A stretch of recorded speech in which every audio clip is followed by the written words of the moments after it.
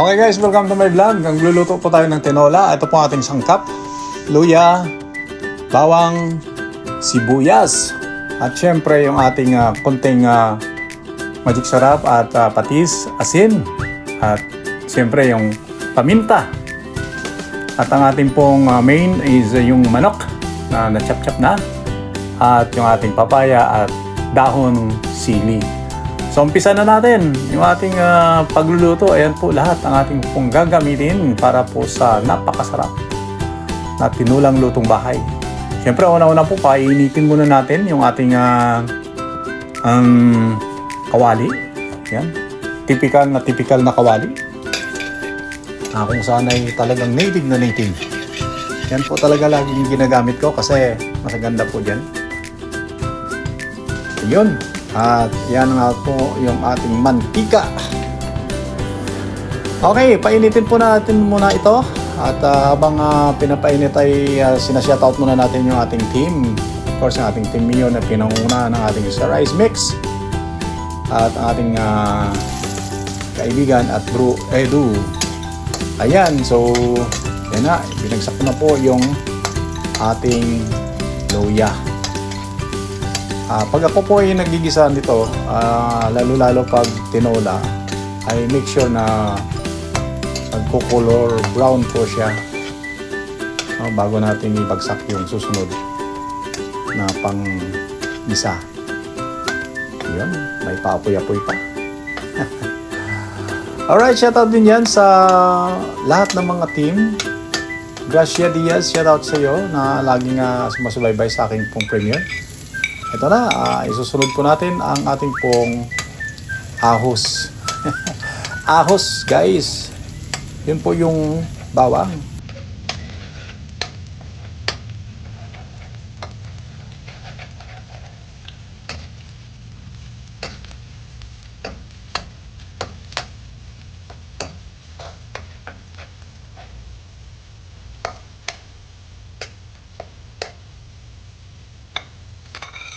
Alright, at dito naman sa pagkakataon nito, atin pong isusunod ang ating pong sibuyas.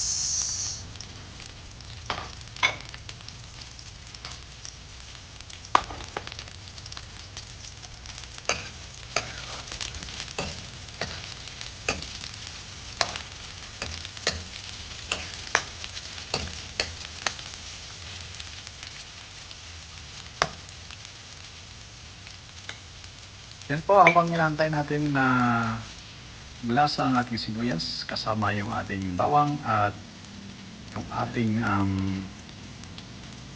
luya, ay dito na po natin ibabagsak ang ating pong manok. Alright! So, thanks for watching! Thank you guys sa pagsusbaybay ng aking pong vlog. Po sa luto-lutuang bahay ni Cross Center.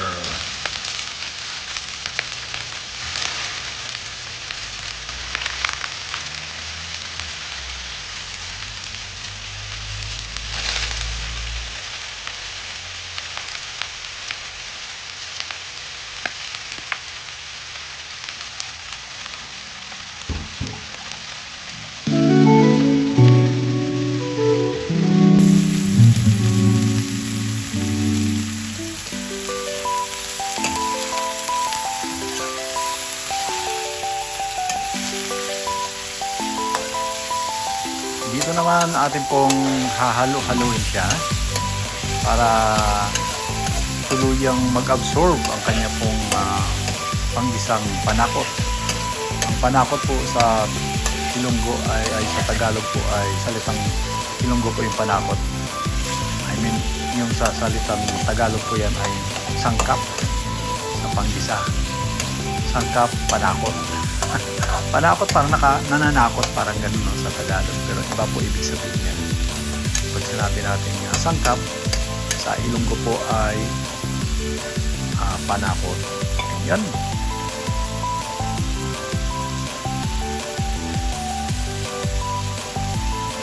Siyempre shoutout yan sa mga taga-Bacolod, Iloilo, sa mga Ilonggo na nagkalat sa buong mundo. Shoutout po sa inyo lahat, sa mga OFW na ating pong naging kasama dati sa Riyadh, Saudi Arabia. At hindi lamang sa Riyadh, pati sa Jeddah, kung saan sa ang sulok ng Saudi Arabia. Ayan, lalagyan na po natin ng patis at mamaya-maya ang iba-iba pang panakot o sangkap na pangpalasa. Yung patis po huwag masyadong marami ha, tamang-tama lang. At natural paminta, pamintang durog po yan ang inilalagay. Yung iba kasi ginagamit nila yung buo na paminta. So mahirap po kasi pag buo minsan hindi po po kasi umahalo po sa mga gulay. So nakakagat niyo yung paminta, no? Yung siksik sa atin pong mga ngipin. Pero depende naman po sa inyo yan. Ayan, babagsak ko na po ng asin. Kunting asin at panlasa din po yan, pandagdag lasa. Panimpla ito nga. At yung susunod po natin yan ay babagsak po natin naman yung ating pong konting magic sarap. Baka naman. Ayan, so nagmamantika na po siya kung mapapansin niyo. Tapos siyempre hahalo-haluin natin, dumidikit na po siya. Ayan. Halo-haluin lang ng konti para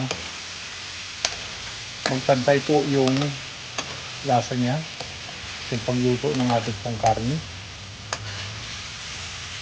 Habang po ako'y nag-i-edit, ako po ay naglalaway. Ang sarap kasi hindi pa ako pwede kumain ng mga solid foods. Siguro after nitong week na ito, makakain ako ng mga niluluto ko. Ang sarap nitong tinola na ito, simple-simple lang. Simple-simple luto lang ito.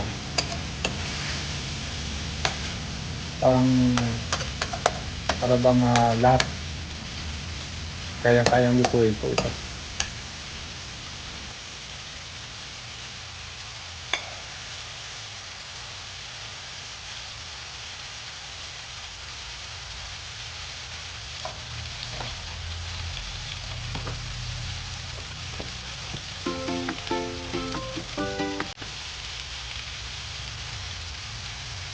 Ayan, so haluan ko rin siya ng Knorr cube, isang piraso, chicken Knorr cube.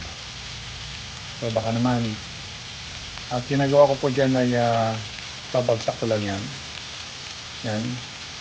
Tapos, kunting halo-halo lang para madurog po siya sa init ng ating pong manok.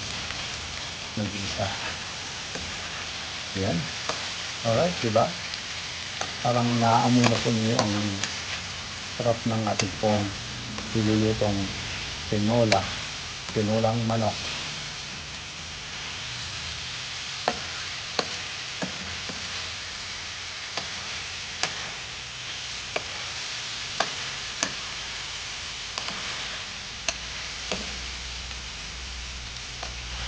Ayan, kung mapapansin niyo, ayan medyo nagmamantika na siya.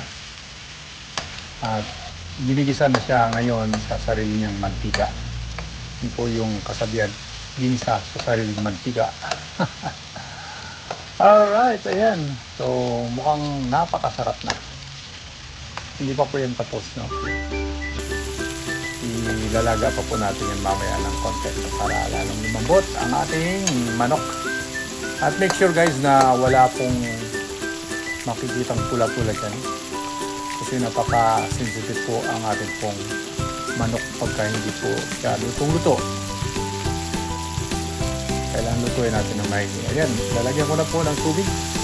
At kung may napapansin kayong konting nangitim-itim o nagba-brown sa gilid ng ating kawali, yan po ang dagdag panlasa po yan.